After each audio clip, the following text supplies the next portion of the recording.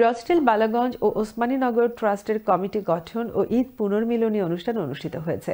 গত মঙ্গলবার স্থানীয় একটি কমিউনিটি সেন্টারে রস্টেলে বসবাসরত বালাগঞ্জ ও ওসমানীনগরবাসীর সবাই এই অনুষ্ঠানে অংশগ্রহণ করেন। অনুষ্ঠানে দৌলত মিয়াকে চেয়ারম্যান, সৈয়দ মিজানকে সেক্রেটারি ও আব্দুল আহাদকে ট্রেজারার করে ৩১ সদস্য বিশিষ্ট কমিটি গঠন করা হয়। বিস্তারিত সৈয়দ মিজানের রিপোর্টে। বালাগঞ্জ ওসমানীনগর ট্রাস্টের ঈদ পুনর্মিলনী এবং কমিউনিটি রিউনিয়ন অনুষ্ঠিত হয় মঙ্গলবার স্থানীয় কমিউনিটি হলে।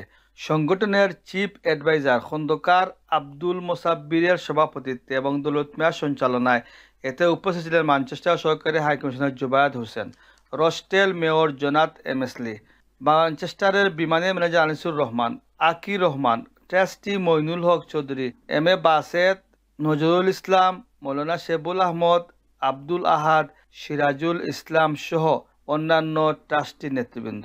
রসডেল বালাগঞ্জ এবং ওসমানীনগর ট্রাস্টের অনেক চ্যারিটেবল এবং খুব ভালো ভালো কাজ ওনারা করেন, সেগুলো জানতে পারলাম।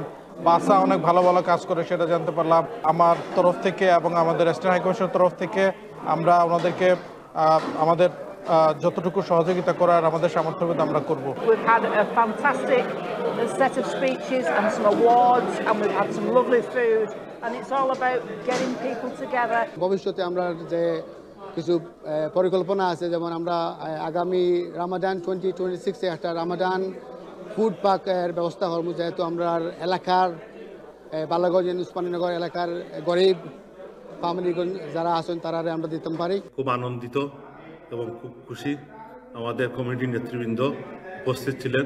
অনুষ্ঠান শেষে সবার সর্বসম্মতিক্রমে দৌলত মিয়াকে চেয়ারপারসন, সৈয়দ মিজানকে সেক্রেটারি এবং আব্দুল আহাদকে ট্রেজারার করে ৩১ সদস্য বিশিষ্ট একটি কমিটি গঠন করা হয়েছে।